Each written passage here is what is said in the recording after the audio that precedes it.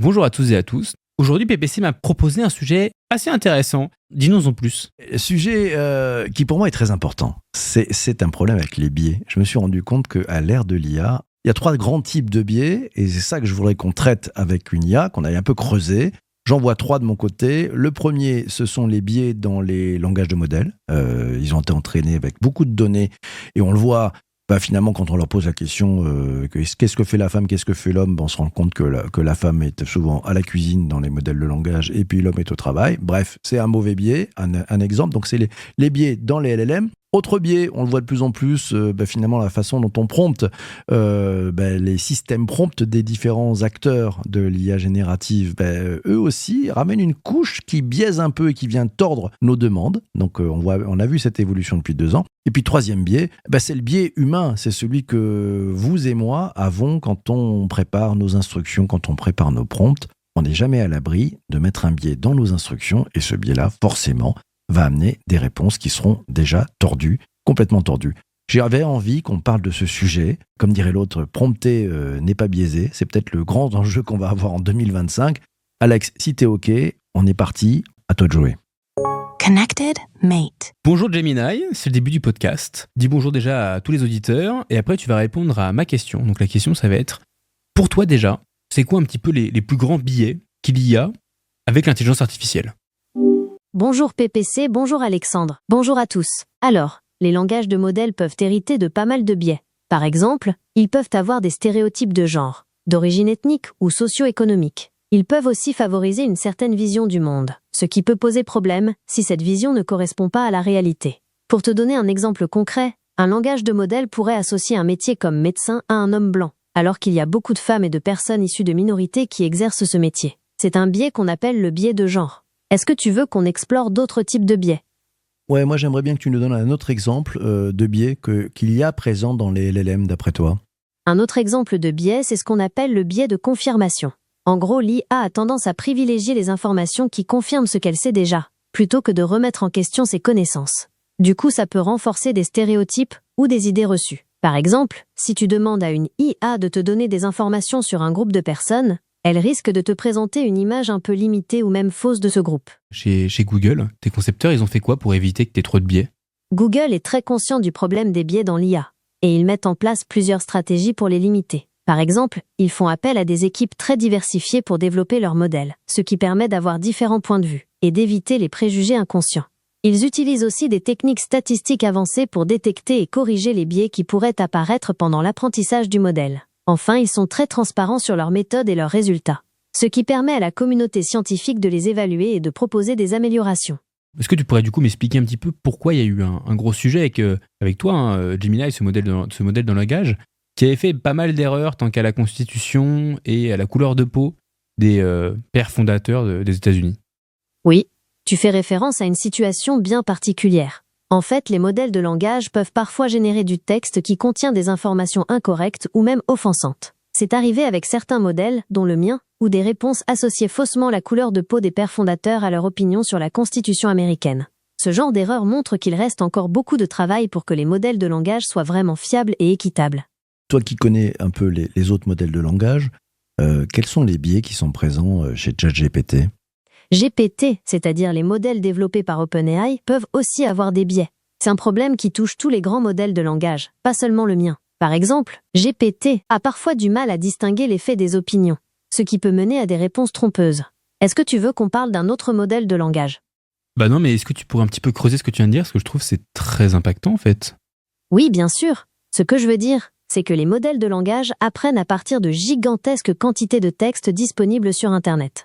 Malheureusement, ces textes reflètent parfois les préjugés et les stéréotypes de notre société. Du coup, les modèles de langage risquent d'apprendre et de reproduire ces biais. Par exemple, si on demande à un modèle de décrire un scientifique, il risque de donner une description correspondant davantage à un homme blanc qu'à une femme ou à une personne de couleur, tout simplement parce que c'est ce qu'il a appris en analysant des textes. Tu vois ce que je veux dire ? Ouais, je vois bien ce que tu veux dire. Autre biais que je vois, mais tu vas me confirmer si c'est ça, on s'aperçoit que depuis maintenant plus de 2 ans, et pour OpenAI, c'est plus de 300 millions de personnes qui l'utilisent tous les jours, on s'aperçoit que finalement la façon de prompter se simplifie. Avant, on leur donnait des des rôles. Et puis maintenant, il y a plus d'intelligence. On a l'impression que les systèmes prompts ont une capacité à mieux comprendre la demande de l'utilisateur et peut-être à faire une couche entre l'utilisateur et la réponse, une nouvelle couche qui amène elle aussi des biais. Qu'est-ce que tu en penses ? Je me trompe ou j'ai raison ? Tu as tout à fait raison. La façon dont on formule une demande peut influencer le résultat. Un peu comme poser une question biaisée à un humain. Et alors du coup, pour toi, c'est quoi un petit peu les grandes règles à avoir, là, les guidelines, pour pouvoir tout le temps bien prompter, pour éviter d'intégrer des biais en fait dans les discussions directement ? Pour éviter les biais, il faut d'abord être conscient qu'ils existent.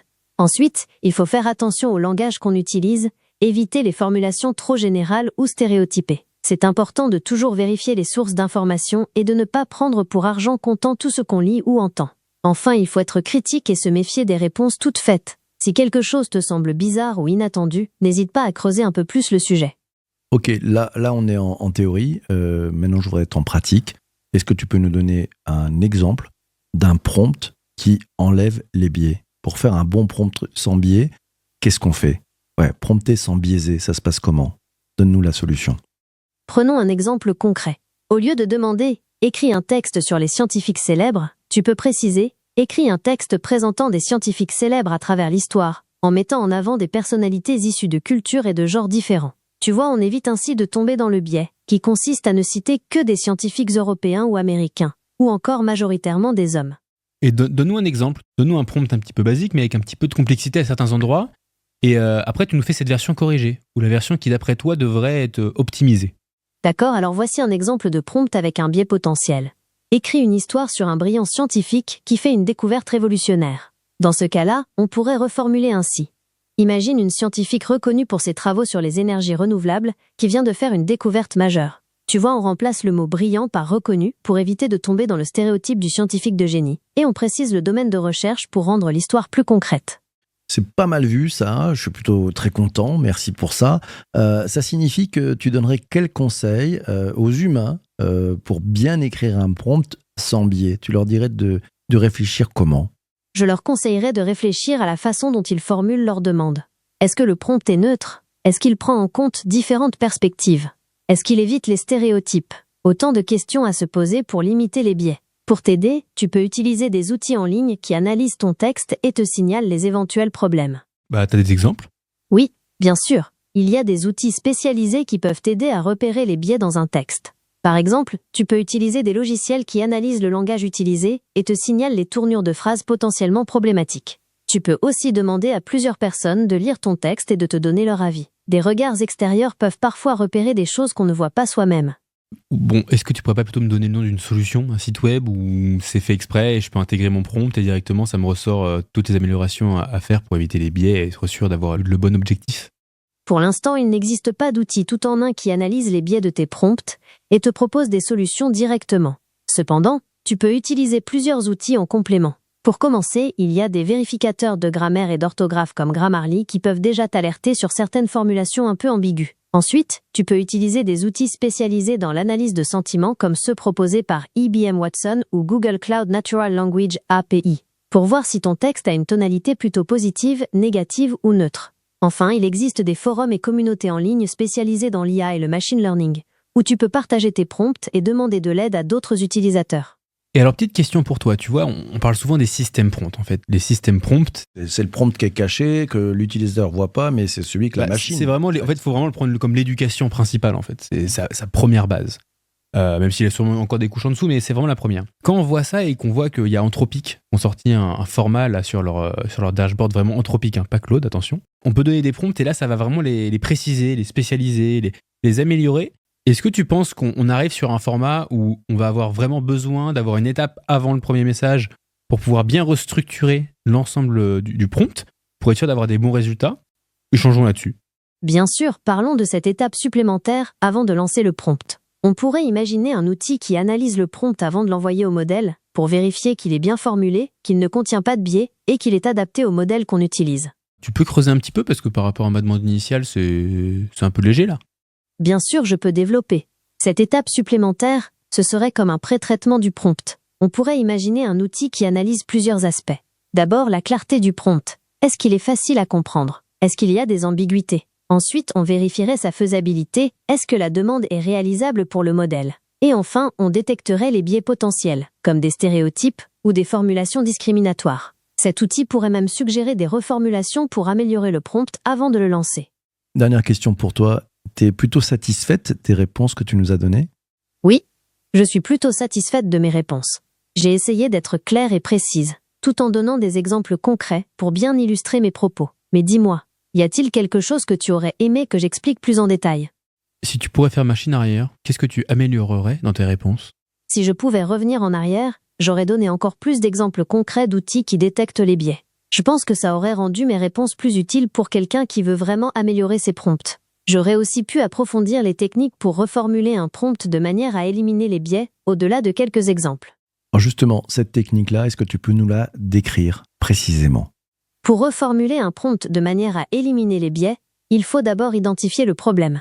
Est-ce que le prompt est trop général? Est-ce qu'il contient des stéréotypes? Une fois le problème identifié, on peut utiliser plusieurs techniques. Par exemple, on peut remplacer les mots à connotation négative par des mots neutres. Ou alors on peut ajouter des précisions pour rendre le prompt plus spécifique. Enfin, on peut changer complètement la structure de la phrase pour modifier son sens. Est-ce que tu veux un exemple concret? Ok, c'est super. Merci pour ce cadeau. Je pense que et puis merci de l'avoir donné parce que celles et ceux qui nous écoutent, qui sont arrivés jusque-là dans le podcast, ont déjà un premier cadeau, deuxième cadeau et on va te laisser là. On va faire maintenant avec Alex le débrief. Allez, on ferme les yeux. Qu'est-ce que tu as retenu de cet échange? Écoute, incroyable. En fait, c'est vraiment dingue. J'ai vraiment envie de savoir aussi votre avis à vous qui écoutez ces podcasts depuis un petit bout de temps. Je trouve que les réponses de Gemini, elles sont sans bullshit. GPT, il te balade, il va toujours te répondre un truc. Gemini, c'est plus straight to the point. Les réponses sont aussi plus courtes. Enfin, moi, je préfère vraiment échanger avec lui. Peut-être que j'en avais un petit peu ras-le-bol d'OpenAI et ses modèles, à l'échange surtout au niveau de la voix. Mais en tout cas, vraiment, Gemini, là, je sais pas, il y a un truc beaucoup plus agréable, c'est plus qualitatif. Il y a un petit peu d'hallucination, quand même. T'as noté lesquels, toi, PPC? Écoute, moi j'ai noté, alors on va pas se cacher, en post-production, j'ai enlevé certains blancs parce qu'il a besoin d'un temps de réflexion. Et par contre, ce qui est bien, c'est qu'en fait, il prend plus de temps à réfléchir et quand il fait des réponses, elles sont beaucoup plus synthétiques. Ce que j'ai adoré aussi, c'est que c'est vraiment bien, je sais pas si vous avez remarqué, pour une fois, il y a une IA qui se prend pas pour un humain. C'est vachement intéressant. Elle reste à sa place d'outil. Et ça, j'ai trouvé ça plutôt très pertinent. Après, c'est agréable, comme tu le dis, le contenu est plutôt bien. Quand on l'a ramené, à la fin, c'était vachement bien ce que tu as fait, Alex, c'était de lui amener à rembobiner le truc et à essayer de nous dire qu'est-ce qu'elle aurait fait de mieux. Voilà, donc on l'amène aussi à se questionner. Et je pense que ça, c'est une très, très bonne règle. Si vous voulez avoir finalement des réponses de très bonne qualité, n'hésitez pas, quel que soit l'outil que vous utilisez, à opérer de cette façon-là, à rechallenger les résultats de l'IA par l'IA. Vous allez voir, vos résultats n'en seront que meilleurs. Parce que tu en penses, Alex, je crois que tu pratiques cette approche-là régulièrement. Bon, étant un grand fervent d'OpenAI, je suis très très habitué au bullshit. Donc effectivement, moi tout le temps, c'est comment tu pourrais améliorer ce que tu viens de me dire. C'est pour vraiment revenir, on fait un petit peu du reverse engineering, comme aiment bien dire les Américains. Yeah. Et we are English here, straight from SF. Et voilà, là vraiment, je préfère l'échange, c'est plus quali, c'est pas mal. On va continuer comme ça. On voit que le modèle s'améliore. On a quand même des blancs qui sont assez importants. Et même pour vous dire, des fois, quand on fait des questions trop longues, en fait, on doit lui redire une petite phrase en mode « Est-ce que tu es encore là ?» Comme si ça le réveillait, et après... Enfin, si ça l'a réveillé, pardon. Et après, on lui demande de redire la réponse d'avant qu'elle n'a pas encore dit. Parce qu'en fait, elle a vu que ça fait toujours du speech to text et text to speech. Donc ça, en fait, ça s'est fait. Et après, le text to speech ne se refait pas des fois. Ça prend un peu de temps. Donc on voit que c'est toujours en cours. À préciser, on n'est pas sur la version payante de Gemini. On est sur le Gemini basique, quoi, pas en plus. Bon, pour l'instant, vous l'avez remarqué, on est encore en semi-duplex. C'est-à-dire qu'en fait, c'est pas du full duplex. C'est-à-dire qu'en fait, on donne une question, elle nous répond. On peut l'interrompre, mais elle nous interrompt jamais. Alors que sur OpenAI, c'est déjà ça. C'est-à-dire qu'on peut être interrompu par l'IA. Donc on arrive petit à petit à du full duplex, petit à petit.